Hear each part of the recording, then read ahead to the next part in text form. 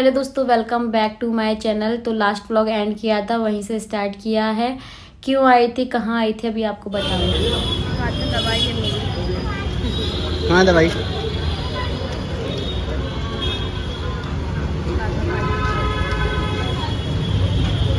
एक काम करो, इसी के साथ दवाई खा लो। मच्छर काट रहे हैं।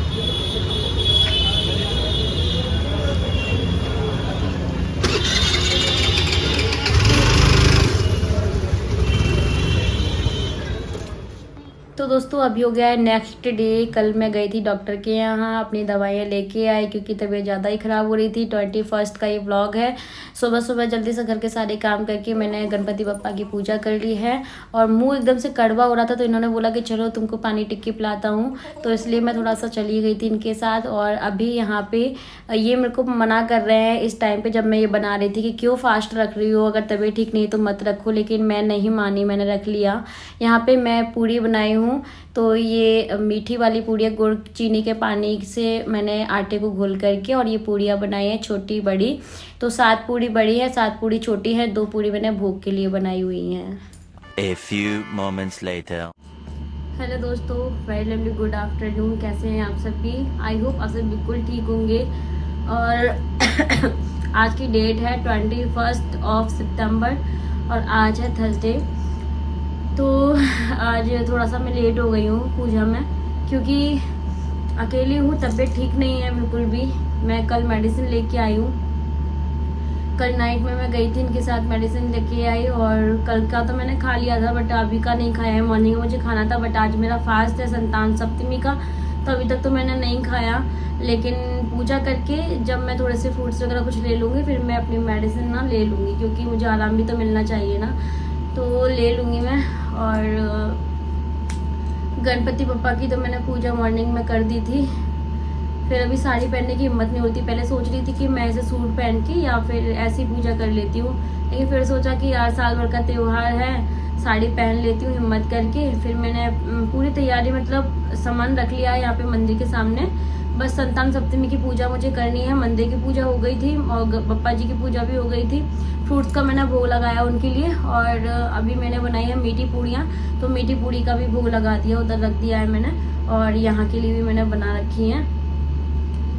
तो कितने लोग संतान सप्तमी करते हैं? हमारे एमपी में सारी पूजा चलती हैं, जैसे कि अभी ऋषि पंचमी गई है, और संतान सप्तमी, गणेश चतुर्थी, हरतालिका तीज, ये सारी पूजा हमारे एमपी में होती हैं।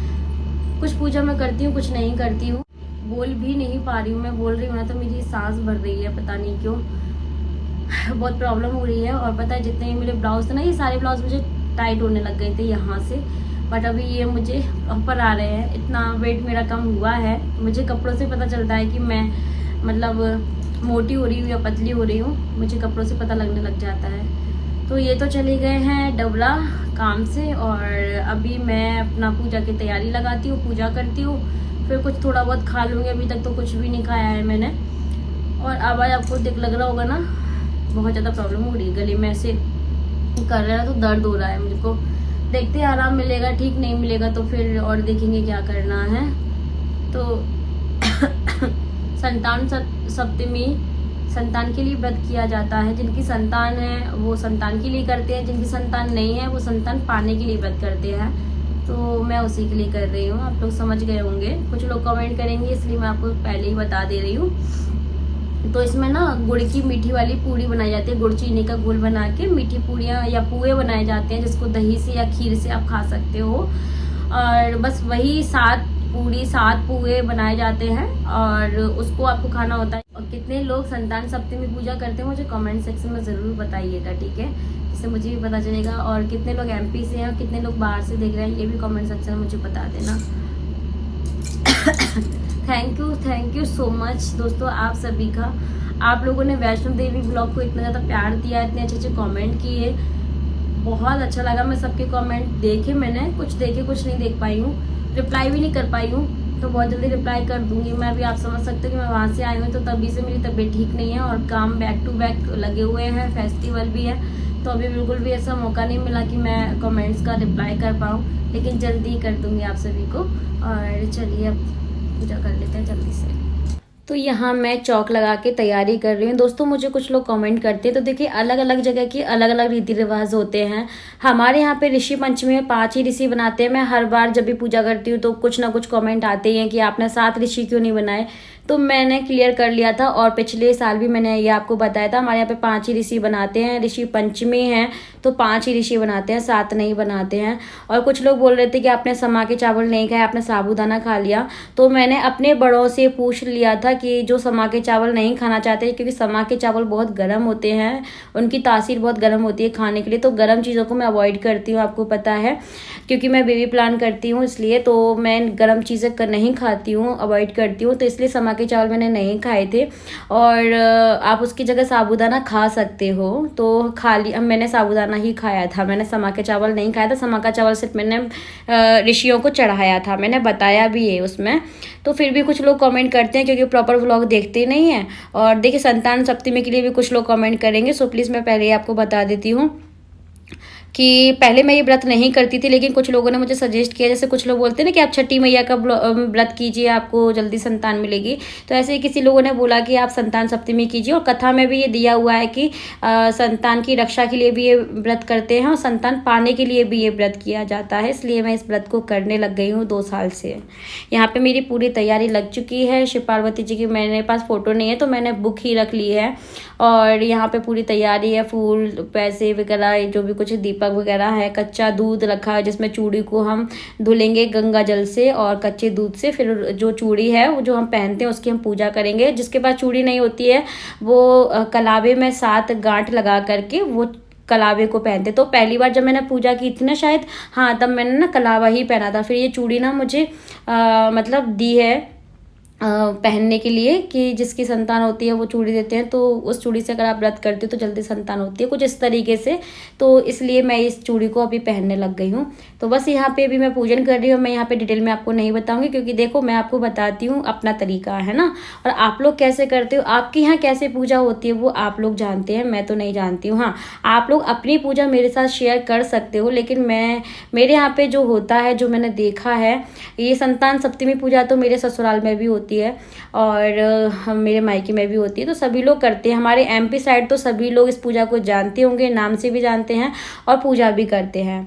तो बस यहाँ पे मैंने पूजा कर ली है। मीठी पूड़ी जो छोटी वाली थी वो गाय को खिला देते हैं और कन्या को दे सकते हैं, मंदिर में दे सकते हैं। बड़ी वाली पूड़ी आपको खानी होती है। किसी नदी अथवा कुएं के पवित्र जल से स्नान करें। इस प्रतिमाओं के सम्मुख सोने चांदी के तारों अथवा रेशम का एक गड़ा बनावे। उस गड़े में 7 गांठ लगानी चाहिए। इस गड़े को धूप दीप अष्टगंध से पूजा करके अपने सीधे हाथ में बांधे और भगवान शंकर से अपनी कामना सफल होने की प्रार्थना करें। तदनंतर 7 पुआ बनाकर भगवान का भोग लगावे और साथ ही पुआ एवं तथा यथाशक्ति सोने अथवा चांदी की अंगूठी बनवाकर इन तो इस तरह से कहानी भी कहते हैं। तो कहानी के लिए मैंने कह लिया और मैं ही कहने वाली हूँ, मैं ही सुनने वाली हूँ। हाथ में चावल और फूल रख लेते हैं, फिर कहानी कहते हैं। उसके बाद फिर यहाँ पे मैं हवन कर रही हूँ और यहाँ पे 7 पूरियों में से थोड़ा थोड़ा सा लेकर के हवन करेंगे, जिससे कि भगवान तक जो हमारा भोग है, वो प्रसाद है, वो पहुँच पाए, इसलिए हवन किया जाता है।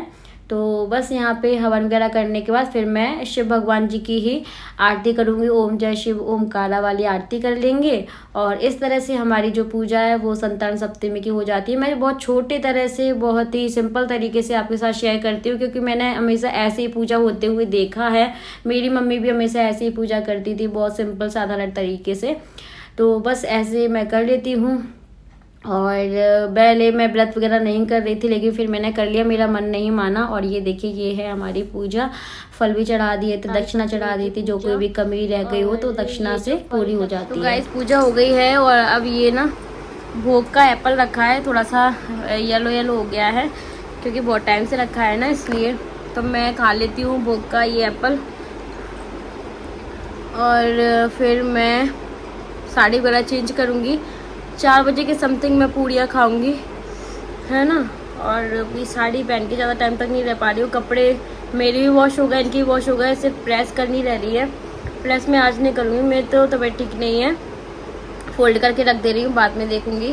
और हवन का वो जा रहा है आँखों के अंदर, लेकिन हवन करने के बाद ना इतनी पॉजिटिविटी मिलती है ना कि मैं आपको बता नहीं सकती हूँ। बहुत अच्छा लगता है, एक अच्छी सी खुशबू मतलब अलग ही माहौल हो जाता है घर का हवन करने के बाद। तो जब भी कोई भी छोटी मोटी पूजा भी होती है ना, तो मैं हवन ज़रूर करती हूँ। तो यहीं पे बैठ कर के मैं थोड़ा सा एप्पल खा ले रही हूँ, जिससे मैं अपनी मेडिसिन ले पाऊँगी, और 4 बजे की समथिंग फिर मैं पूड़ियाँ खाऊँगी।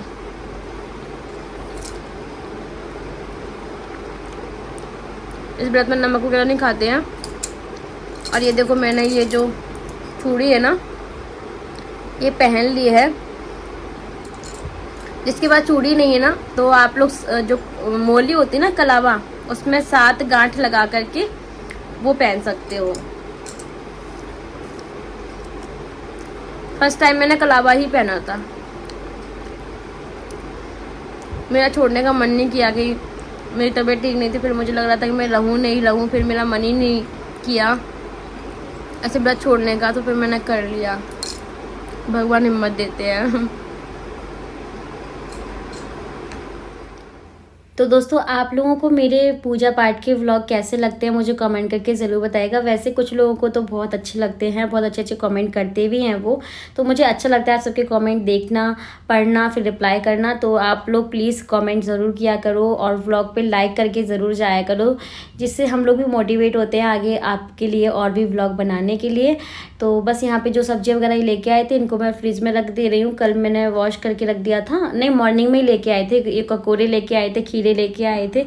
तो बस मेरा मन कर रहा था कि पहले मैं एक खीरा कट करके खा लूँ, फिर मेरा मन नहीं किया, मैंने बस एप्पल खा लिया था और फिर मैं थोड़ा रेस्ट करने लग गई थी। अभी ये मैंने आपको बोला था 4 बजे के समथिंग मैं खाऊंगी, लेकिन फिर मैंने बहुत लेट खाया था। तो यहाँ पे अभी मैं अपना 1 hour later. तो बस पूड़ियाँ वगैरह खाने के बाद थोड़ी देर के बाद मैंने यहाँ पे अपनी मेडिसिन ले रही हूँ। फिर मैंने मॉर्निंग में नहीं ली थी, ना ही आफ्टरनून में ली। फिर मैंने सोचा कि चलो अब तो मैं ले ही लेती हूँ, क्योंकि मुझे थोड़ा तबीयत ठीक नहीं लग रही थी। मैंने अपने कपड़े भी चेंज कर लिए, क्योंकि मैं साड़ी पहन के तो रह ही नहीं पा रही थी और मुझे थोड़ा सा रेस्ट भी करना था। सोई तो नहीं थी, क्योंकि जब आपकी तबीयत ठीक नहीं होती ना, तो आपको नींद नहीं आती है। बस ऐसे मैं थोड़ा सा लेटी रही, फिर फ़ोन आ गए तो बात भी कर ली। तो इस तरह से मेरा पूरा दिन निकल गया। ये घर पे थी नहीं, ये काम से बाहर गए हुए थे, ग्वालियर से बाहर, तो मैं अकेली ही थी। और खाना वगैरह भी मुझे इनके लिए बनाना नहीं था, क्योंकि ये सुबह ही निकल गए थे, बोल के गए थे कि मैं रात तक आऊँगा। तो बस मुझे ऐसा कुछ काम भी नहीं था। इन्होंने बोल दिया था कि तुम पूरा दिन रेस्ट करना, बस पूजा कर लेना अपनी और आराम करना। तो बस वही सब मैंने किया, लेकिन मुझसे ना ज़्यादा टाइम के लिए खड़ा नहीं हुआ जा रहा था, ना ही बैठा जा रहा था। मुझे लग रहा था कि बस मैं ना ऐसे लेटी रहूँ।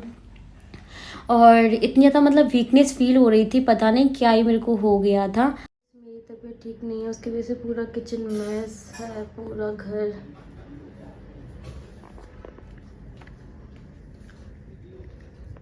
सब कुछ ऐसे फैला हुआ है, इधर भी।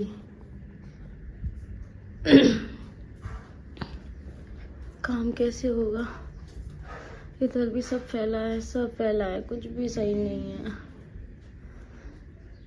कैसे काम करूँ समझ नहीं आ रहा। इधर से उधर घूमे जा रही हूँ बस।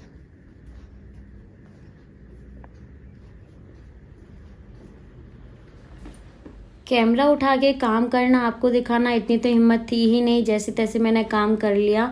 फिर मैं नहाने गई, मैंने हेयर वॉश किया। तो नहाने के बाद मुझे थोड़ा सा अच्छा लगा कि नहाने के बाद होता है ना कि आपको एक अलग ही फीलिंग आती है, थोड़ा सा अच्छा लगता है। तो बस मैं यहाँ पे अभी ब्रेकफास्ट और अपना लंच दोनों ही रेडी कर रही हूँ। पापा जी के लिए सबसे पहले मैं पूड़ियाँ बना रही हूँ, तो उनको मैं दही और पूड़ी दूंगी। तो उसी के लिए थोड़ी सी पूड़ियाँ बना लेती हूँ और फिर मैं खाना बनाऊंगी। तो मैं बना रही हूँ ककौड़ी की सब्जी। आप देख सकते हैं मैंने कट करके रखे हुए हैं, दाल भिगो के रखी हुई है। राइस तो नहीं बनाऊंगी, क्योंकि तबीयत ठीक नहीं है ना, तो इसलिए राइस नहीं बनाऊंगी। मुझे कोल्ड हो रहा है और इनको तो इतना ज़्यादा पसंद है नहीं, वैसे मैं खाती हूँ तो ये खा लेते हैं। और उसके साथ ही फिर मैं यहाँ पे रोटियाँ भी बना के रख लूँगी, क्योंकि गरम गरम का तो कुछ नहीं है। और अभी थोड़ा सा ठीक लग रहा था, तो मुझे लगा कि चलो खाना बना लेती हूँ। फिर अगर एकदम से घबराहट होने लग जाएगी ना, तो फिर मुझसे किचन में काम नहीं होगा। बहुत काम किया मैंने, घर को प्रॉपर ठीक किया और धीरे धीरे ही किया। थोड़ा सा लेट हो गई थी, कोई ना, लेकिन क्या कर सकते हैं, अकेली हूँ, सारे काम मुझको ही करने हैं। इन्होंने भी बहुत हेल्प की थी मेरी, लेकिन फिर भी ज़्यादातर काम तो आप ही को करने होते हैं ना। हस्बैंड भी कितने काम कर लेंगे, उनके भी और काम होते हैं, फ़ोन पे बात करना होता है, बहुत सारी चीज़ें होती हैं। तो बस यहाँ पे भी मैं अपने रोटियाँ बना रही हूँ और फिर हम लोग अपना लंच करेंगे। पापा जी को भोग मैंने लगा दिया था, पूजा पाठ सब कुछ अच्छे से हो गया था। तो चलिए आज का मैं आपको खाना दिखाती हूँ। बनाई है ककौड़ी की सब्जी, दाल डाल के, ये पीली वाली दाल, सैलेड, रोटी। राइस इसलिए नहीं है क्योंकि तबीयत ख़राब है मेरी। हेलो दोस्तों, very lovely good evening, welcome back. तो अभी बहुत टाइम के बाद मैं आपसे मिल रही हूँ क्योंकि खाना खाने के बाद मैं रेस्ट कर रही थी। अभी पहले से बेटर फील कर रही हूँ, लेकिन थोड़ी सी वीकनेस है तो जो धीरे धीरे जाएगी। और आज बहुत अच्छे से खाना वाना बनाया, तैयार भी हो गई, थोड़ा सा अच्छा भी लग रहा है, इससे डली नहीं हूँ। और घर के सारे काम वगैरह भी अच्छे से कर लिए मैंने। लेकिन हाँ, वो एनर्जी अभी फिर भी थोड़ा सा कहीं ना कहीं डाउन है। तो दोस्तों अभी कुछ कमेंट मैंने देखे हैं, उनका मैं रिप्लाई कर दे रही हूँ। तो भी जस्ट कीर्तन वाले व्लॉग पे आए थे कमेंट कि आपने अपनी मौसी को नहीं बुलाया, आपकी फ्रेंड साधना क्यों नहीं आई। तो देखो, बुलाया मैंने फ्रेंड को तो था, साधना को बुलाया था, लेकिन वो नहीं आई, उसकी कोई ना कोई मजबूरी रही होगी। और रही मौसी वाली बात, तो देखो यार, छोटे मोटे से कीर्तन में मैंने उनको नहीं बोला क्योंकि मैंने कीर्तन एक छोटे से रूप में ही किया था और मेरी भी तबीयत ठीक नहीं थी, तो मैं भी इतना ज़्यादा कुछ करने की उसमें नहीं थी। बस मेरी कॉलोनी के लोग और मेरी फ्रेंड ही थी और कोई भी नहीं था। तो मौसी वगैरह को मैंने बोला भी नहीं था, बस मैंने अपनी ससुराल में बोला था, और जो कि वो लोग नहीं आए थे।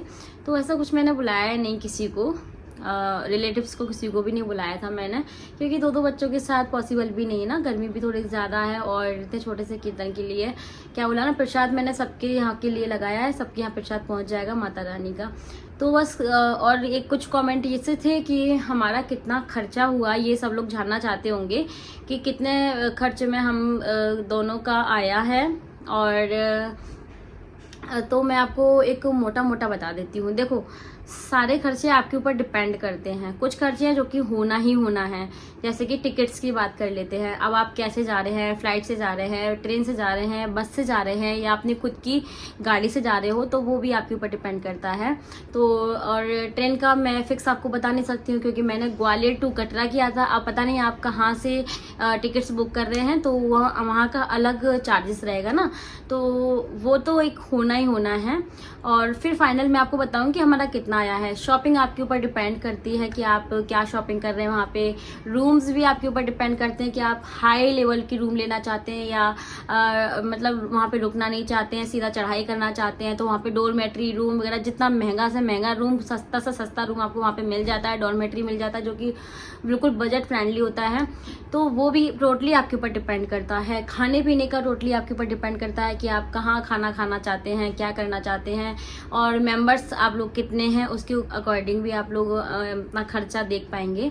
तो हम अपना एक बता देते हैं, हमने शॉपिंग वहाँ पे नहीं की, बस प्रसाद ही लिया था और कुछ भी नहीं लिया था, क्योंकि मुझे ऐसा लगता है कि जो तीर्थ स्थान होते हैं ना, वहाँ पे सारी चीज़ें ना बहुत महंगी दी जाती हैं। वो लोग लैंग्वेज से समझ जाते हैं कि ये बाहर के हैं, और हेल्प करने की जगह आपको और ठग लिया जाता है, क्योंकि मेरा एक्सपीरियंस यही रहा है।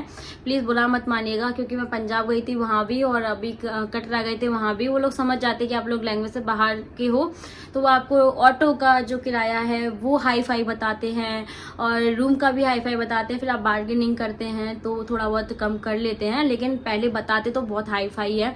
क्योंकि फिर हमने पुलिस वाले भैया से पूछ लिया था स्टेशन से कि यहाँ से ऑटो वाले क्या चार्ज करते हैं। तो ऐसे थोड़ा बहुत आप लोग माइंड से भी काम किया करो, क्योंकि आप सीधा ऑटो वाले के पास जाओगे, टैक्सी वाले के पास जाओगे, बताएंगे, आप दे दोगे। तो थोड़ा सा हमने आइडिया ले लिया था वहाँ का पहले, क्योंकि हमें ऑटो से ही घूमना था वहाँ पे हर जगह जाने के लिए। तो उन्होंने बताया था कि इतने से इतना लेंगे। तो फिर हम लोगों ने, पहले हमसे बहुत ज़्यादा मांगा था वही भैया ने, फिर हमने बोला कि हमने यहाँ पे पूछ लिया है कि यहाँ पे कितना लगता है, और हम आते जाते रहते हैं। तो फिर उन्होंने बताया कि इतना दे दीजिएगा, तब जाके हमारी बात बनी। समझ रहे हो ना आप लोग। तो थोड़ा सा अपने माइंड से भी काम करना चाहिए, कहीं हम बाहर जाते हैं तो, है ना। तो बस यही है हमारा जो पूरा टोटल खर्चा है। जैसे कि मैंने बताया, शॉपिंग हमने की नहीं है, बहुत हाई लेवल की रूम हमने लिए नहीं थे, क्योंकि हमको रुकना ही नहीं था वहाँ पे। सिर्फ 2-2 घंटे के लिए हम वहाँ पे रुके हैं रूम में, और ज़्यादा रुके भी नहीं है। एक दिन नाइट हम लोग कटरा में रुके थे, बाकी का तो हम ऊपर के लिए हमने अच्छा रूम लिया था। तो वहाँ का तो मैंने आपको बता ही दिया था, भवन पे अगर आप रुकना चाहते हैं तो कैसे क्या आपको बुक करना है, कहाँ से बुक करना है, कितना चार्ज करना है, सब कुछ आपको बता दिया था एक वीडियो के थ्रू। तो ऊपर हमने अच्छा रूम लिया था, क्योंकि ऊपर आपके पास ज़्यादा ऑप्शन नहीं होते हैं। वो रूम सारे के सारे VIP लेवल के हैं, बहुत अच्छे रूम हैं, और डॉर्मेट्री भी मिल जाती है, जो कि आपको भवन के पास में ही मिल जाएगी। और रूम के लिए तो आपको ऊपर जाना पड़ेगा, थोड़ा सा चढ़ाई चढ़ के, तो वहाँ आपको रूम मिल जाते हैं। कटरा में हमने बहुत ज़्यादा इन्वेस्ट नहीं किया था रूम वगैरह में। और खाना तो देखो ऐसा है, जहाँ की जो चीज़ फेमस है ना वो खाना चाहिए। देखिए VIP होटल में जाके आप खाना खाएंगे तो आपको वही मिलेगा सब कुछ, लेकिन जहाँ का जो स्ट्रीट फूड है और वहाँ का जो फेमस है वो आप खाएंगे तभी तो आपको वहाँ का टेस्ट पता चलेगा ना। तो हम लोगों ने खाना भी ऐसा वैसा ही खाया था ज़्यादा, और बाकी का तो हम अपने घर का लेके गए थे नाश्ता वगैरह, थोड़ा बहुत हम लोग वही खा लेते थे। तो हम लोग उसमें भी ज़्यादा नहीं इन्वेस्ट किया, लेकिन फिर भी मोटा मोटा मैं आपको बताऊँ तो हमारा 20,000 के आसपास हमारा खर्च हुआ है 2 लोगों का, 20,000 रुपये। ठीक है, आप लोग इतना मान के चलिए, जिसमें टिकट्स, जिसमें सारा ऑटो जितना भी हमने ट्रैवल में खर्च किया है ट्रैवलिंग में, वो पूरा खर्चा मिला करके, रूम का मिला करके, खाना पीना का, प्रसाद का, सारा कुछ मिला करके आपको बता रही हूँ कि 20,000 के समथिंग हमारे खर्च हुए थे। तो इतना आपका हो जाएगा। और हम लोग गए थे हाँ, हम लोग दिल्ली भी रुके थे, इसलिए थोड़ा हमारा डबल भी हो गया था। दिल्ली हमको रूम लेना पड़ गया था, इसलिए तो आप लोग समझ लीजिएगा इस तरीके से। इसमें मैं आपको फिक्स तो कुछ भी नहीं बता सकती हूँ, क्योंकि चार्जेस कम ज़्यादा भी होते रहते हैं। वहाँ का वेदर, वहाँ के कितने पब्लिक है, वहाँ पे कितना तक भीड़ हो रही है भवन में, उस हिसाब से वो लोग भी अपना जो रूम की चार्जेस है वो मतलब कम ज़्यादा करते रहते हैं। तो इस तरीके से है। तो दोस्तों आप लोगों को मोटा मोटा मैंने बता दिया है, इतना हमारा खर्चा हुआ है। बाकी का अगर आप लोग जाना चाहते हैं तो बिल्कुल जा सकते हैं। देखिए, खर्चा तो आपकी पॉकेट पे डिपेंड करता है, आप कितना खर्च करना चाहते हैं। कम से कम में भी आप आ जाएंगे और ज़्यादा से ज़्यादा में भी आप घूम के आएंगे। तो हम लोग वैष्णो देवी के साथ साथ आसपास के पॉइंट्स भी घूमे हुए थे, जिसके लिए हमने गाड़ी वगैरह भी बुक की थी। वो सब कुछ आपको मैंने ब्लॉग में बताया है, तो आप लोग वो ज़रूर जाके देखिएगा। चलिए इस ब्लॉग को एंड करते हैं। पसंद आए तो लाइक से सब्सक्राइब करें। चलिए bye bye, love you, take care, thanks for watching, जय माता दी।